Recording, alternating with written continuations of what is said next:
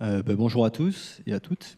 Donc, je suis Benjamin Damour, du groupe Fondasol, et j'étais chargé, dans le cadre de ce groupe de travail, d'animer le sous-groupe sur les investigations et les ingénieries géotechniques. Alors, je vais vous présenter aujourd'hui tout ce qui relève des objectifs fixés aux géotechniciens en termes de définition des données d'entrée. Pour ce qui relève du dimensionnement proprement dit, ça fera l'objet d'une deuxième présentation à la suite. Donc je vais vous présenter les objectifs qu'on se fixe et les moyens pour y parvenir. Donc en termes d'objectifs, bon, comme toute étude géotechnique, l'objectif est de maîtriser les risques, avec la particularité ici, comme l'a rappelé Arnaud, c'est qu'on travaille sur de très grandes surfaces, et avec finalement des fondations qui intéressent une épaisseur assez limitée de sol. Donc, pour ce qui relève de la conception, pour faciliter et traiter ces problématiques-là, on a besoin de définir des zones géotechniquement homogènes. Donc, je reviendrai sur la définition par la suite. On a besoin de s'intéresser précisément aux premiers mètres de sol, et en particulier de s'intéresser aux caractéristiques mécaniques de ces sols et à leur évolution dans le temps. Donc, à une notion qu'on introduira de sol dégradé. Et la finalité de ces objectifs, c'est d'arriver à un prédimensionnement des fondations sur la base des essais géotechniques. Ce prédimensionnement servira à la définition des programmes d'essais sur pieux, qui, eux, constituent la méthode de justification des fondations. Donc, ce qu'il faut bien retenir, c'est que quel que soit le déroulement, l'organisation des études, la conception et la justification des ouvrages se basent sur des essais sur pieux. Sans des essais sur pieux, on ne peut pas justifier et aboutir à une conception fiable des ouvrages. Alors moi, ce que je vais vous présenter, c'est essentiellement ce qui a trait évidemment aux fondations. L'étude géotechnique, dans sa globalité, s'intéressera aux autres ouvrages, comme disait Arnaud, sur les transformateurs, les pistes, les projets de terrassement. L'étude géotechnique s'intéressera aussi aux aléas à l'échelle du site, donc les aléas de stabilité générale, les aléas particuliers dans le cas de sols évolutifs, sur des grandes épaisseurs, par exemple.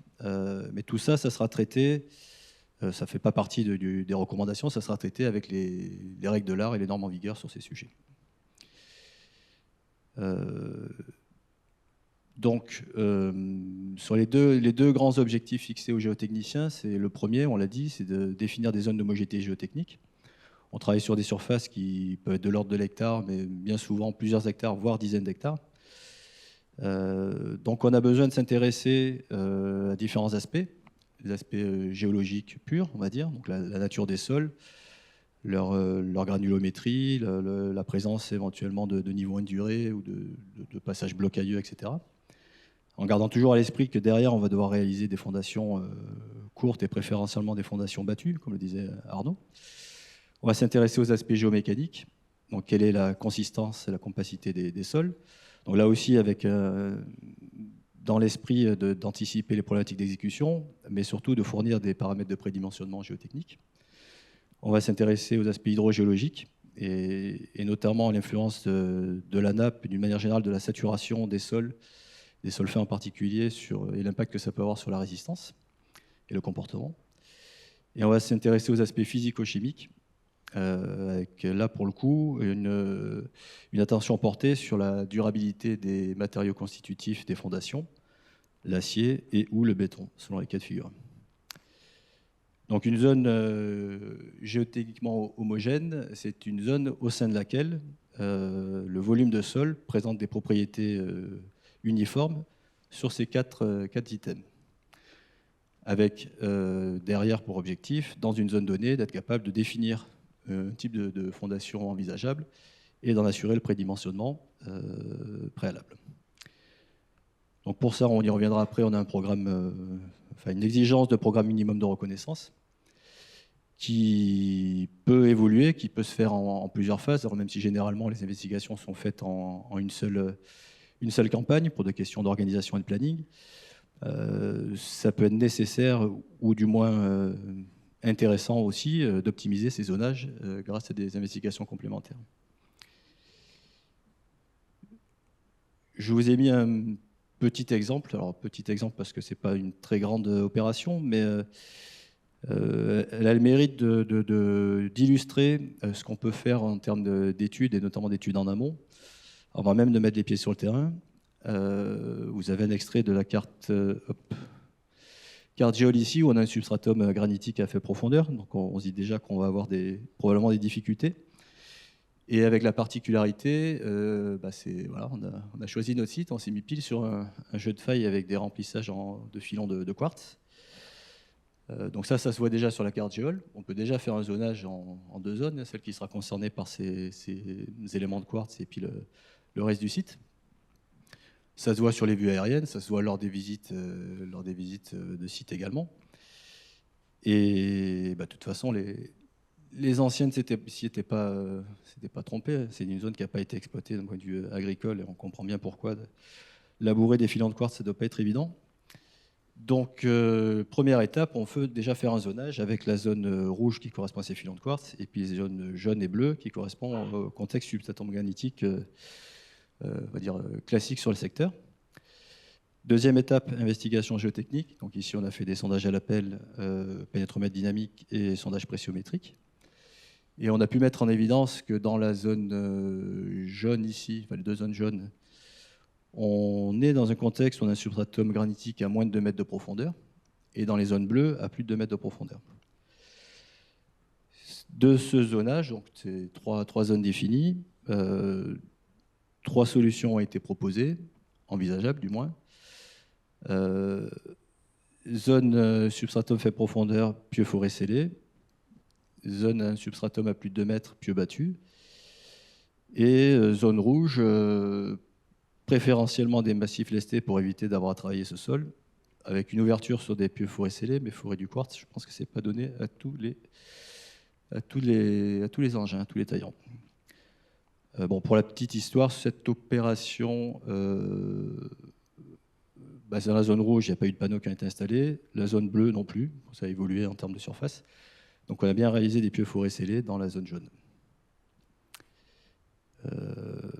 Voilà, donc c'est une illustration, mais c'est vrai que c'est la combinaison de l'étude de site, de l'étude bibliographique et des sondages qui permet d'arriver à ces conclusions.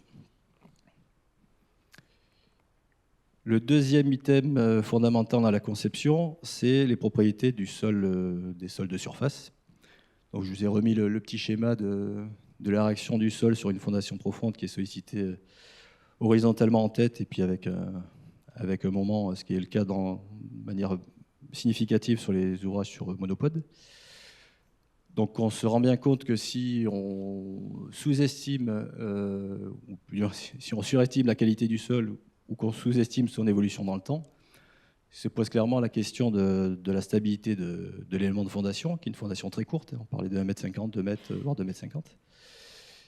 Et au-delà de ça, des déplacements qui vont être, et des efforts en flexion dans les profilés. Donc on a besoin, dès le stade d'étude et dès le stade de la justification des fondations, de tenir compte de cette évolution dans le temps, durant toute la durée de service de l'ouvrage, par ce qu'on a appelé une dégradation ou voire une neutralisation des propriétés mécaniques. Donc ça sera plus développé dans la présentation sur les justifications, mais l'idée est de tenir compte de ces phénomènes systématiquement sur une épaisseur minimale de 50 cm. Et les études géotechniques doivent répondre à cette question-là et doivent préciser si une épaisseur plus importante doit être prise en compte. Alors ça peut être le cas dans les cas qui sont listés à l'écran, donc les problématiques de gel-dégel, les problématiques d'aléas retrait-gonflement des argiles, où on va tenir compte du phénomène dans des proportions sur lesquelles on s'est plus ou moins accordé dans le guide, sur une épaisseur plus importante, les problématiques d'érosion superficielle, notamment dans les cas des terrains en pente, les problématiques de toute intervention humaine sur la parcelle et sur le profil, la topographie de la parcelle. Donc on pense aux labours passés ou futurs dans le cas d'agrivoltaïsme, aux dessouchages, aux terrassements qui ont eu lieu, qui peuvent avoir lieu par la suite, tout ce qui impacte finalement le ou les 2 premiers mètres de sol essentiellement. Et un aspect aussi à ne pas négliger, ce qui est souvent le cas, ce qui correspond à tout ce qui va être perte de résistance dans le sol liée à une saturation des sols fins, les sols limoneux essentiellement. Alors, dans le cas de remontée de nappe, il faut quand même se poser la question, et dans le cas aussi de rétention d'eau dans les points bas de sites, au droit desquels on peut avoir dans période hivernale une stagnation et une rétention d'eau qui implique une saturation des sols. Donc la prise en compte de ces dégradations permet de tenir compte de cette évolution des propriétés du sol. Elle permet aussi, dans une certaine mesure, de tenir compte des effets cycliques sur les fondations, qui sont quand même relativement complexes à modéliser et anticiper, notamment lors des essais.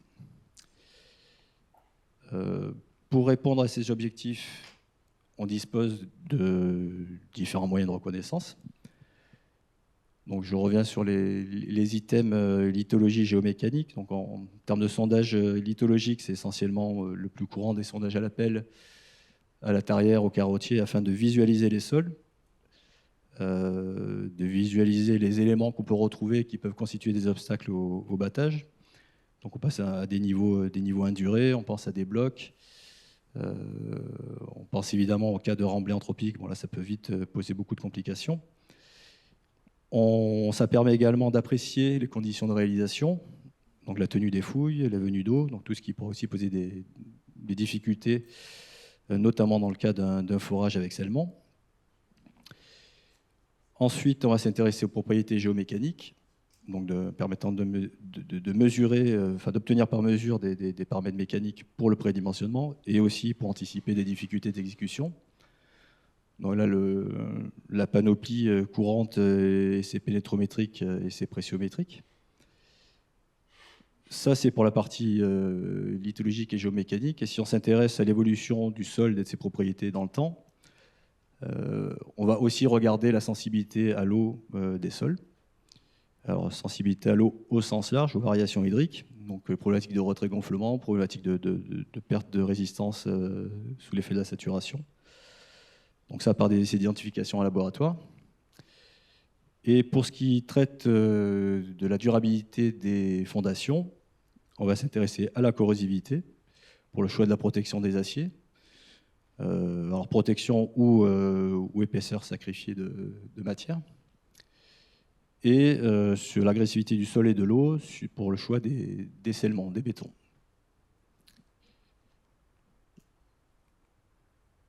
Là, ce sont on va dire, le maillage, la panoplie standard de reconnaissance. Et dans certains cas particuliers, alors lorsqu'on s'intéresse à des problématiques d'aléas liés à la stabilité générale, de terrassement, de talus, etc. Donc on peut être amené à faire des essais mécaniques en laboratoire, mais ça, c'est pas développé dans le guide, ça sort du cadre. En revanche, des campagnes géophysiques peuvent être intéressantes pour mieux cerner le zonage géotechnique, les zonages géotechniques.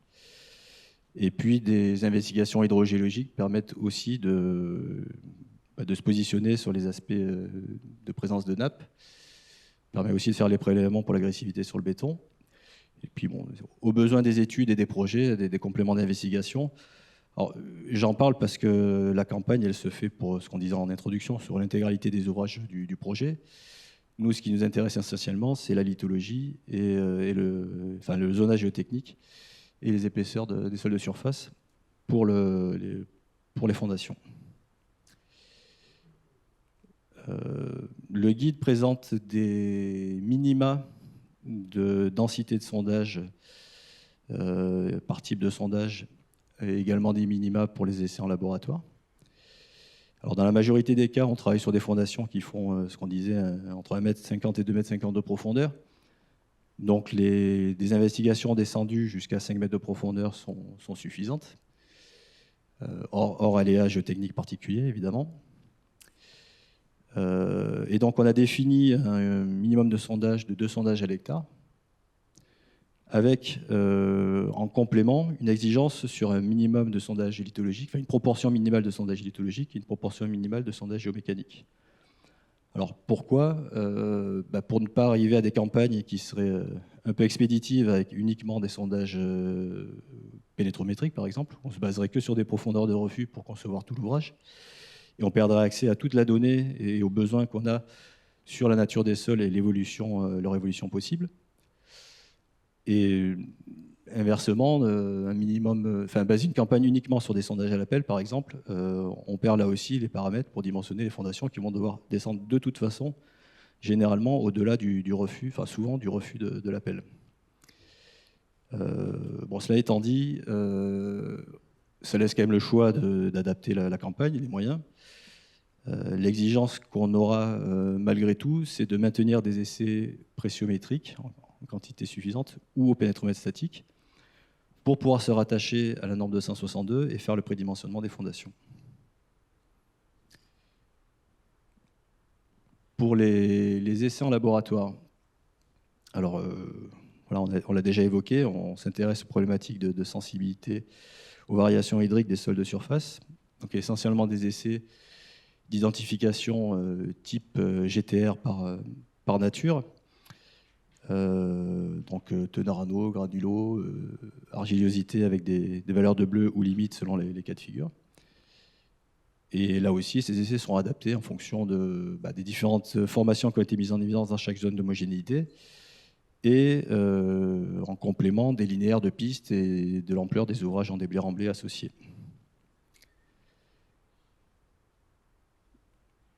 Pour l'agressivité du milieu, donc l'agressivité, on l'a dit, on parle de protection contre la corrosion, on parle de protection contre l'agressivité chimique des sols et de l'eau vis-à-vis du béton.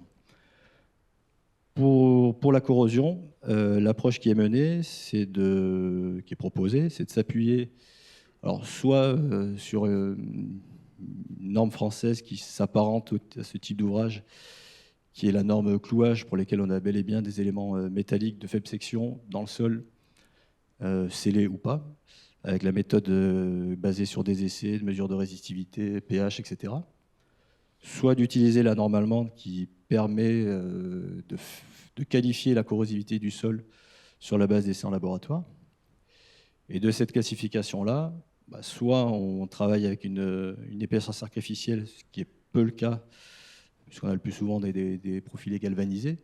Mais si c'est le cas, on travaille avec l'Eurocode 3 partie 5 pour définir les épaisseurs de sol, d'acier sacrifié.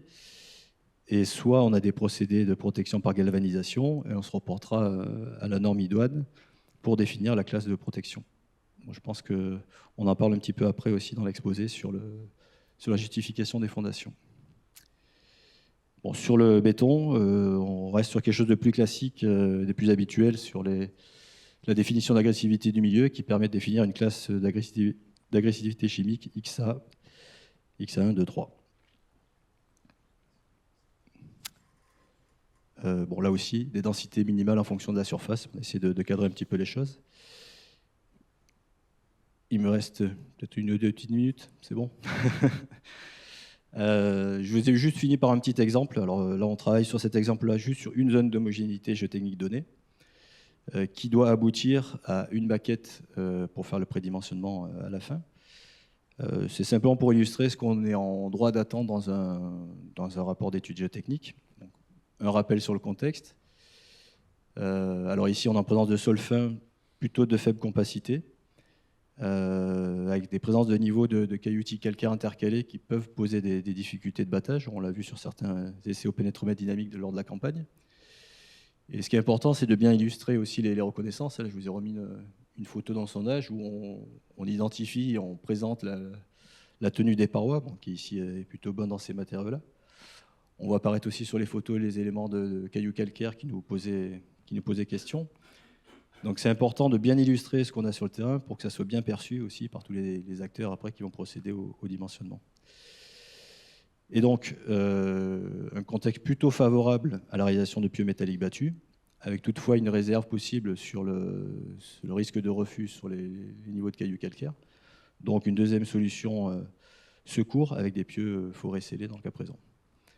On aurait pu envisager du simple préforage préalable aux pieux battus, mais ça, on laisse le soin à l'entreprise aussi de le tester et puis de voir ce que ça peut donner.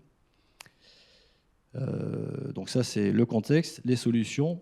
Et puis dans le rapport apparaît une maquette géotechnique de calcul nécessaire au prédimensionnement. Bon, rien d'extraordinaire. On fait apparaître évidemment les couches qui ont été identifiées, la nature du sol, les paramètres pressiométriques pour le prédim, les paramètres de résistance en cisaillement au frottement sur l'élément de pieux. Et chose importante qui était dans la mission du géotechnicien, de définir l'épaisseur de sol dégradé, donc ici 80 cm, lié à la mise hors gel, enfin à l'influence du gel, la profondeur hors gel, pardon, et à l'aléa de retrait et gonflement des argiles. On a deux solutions, donc deux maquettes, bon, même si en l'espèce ça ne change pas grand-chose en termes de paramètres d'interface, où là on présente les éléments pour une solution de pieux forêt scellé assimilée à un micropieux type 2. Même principe. Alors, la différence de comportement entre les deux, ça sera lié essentiellement à la section de l'élément. Donc un périmètre frottant plus important et une largeur de fondation plus importante, donc meilleure résistance sous sollicitation verticale et meilleur comportement sous sollicitation horizontale. J'en ai fini de cet exposé. Merci de votre attention. J'en profite juste pour remercier l'ensemble des participants au groupe de travail pour le travail collaboratif assez remarquable, je trouve. Une ambiance cordiale, très cordiale, donc c'est ravi d'expérience. Voilà, merci beaucoup.